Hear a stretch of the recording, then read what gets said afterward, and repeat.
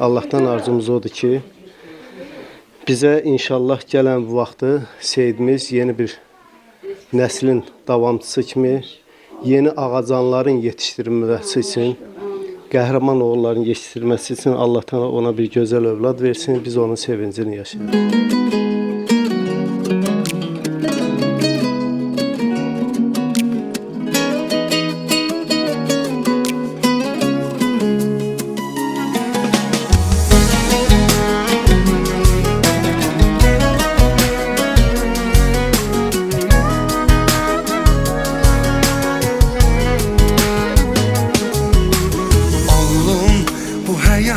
Səndən əziz yoxdur mənə.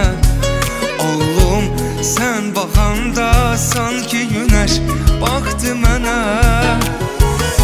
Gülüşlərin üzündən heç vaxt əksik olmasın. Sevincdən ağlasan da qəmdən gözün dolmasın. Sən mənim günəşim ayım, sən mənim bəxt ulduzum. Biz toy günü arzuladığımız arzular Allah tarafından hayata geçti. Bize yeni ağacanın hayata bəxşi verildi. Ve bu ad əmsin adıyla daimi yaşasın, əmsinin adına layık ad olsun, vətənə, dövlətə, ailəsinə xeyirli bir övlad olsun. Təbrik ederim. Sağ ol, sağ ol.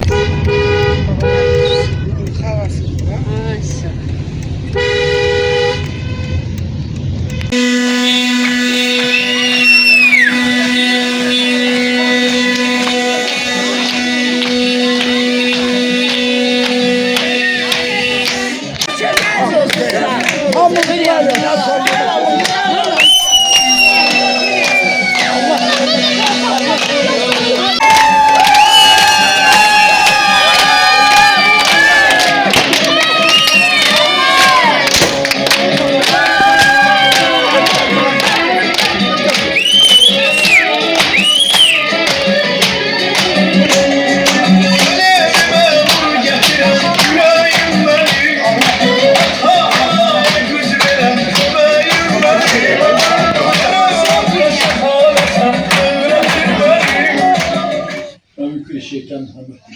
Allah kendine hatta mümkün şerrine falan mümkün şeytan Allah'ın rahmetli Rahman'ın.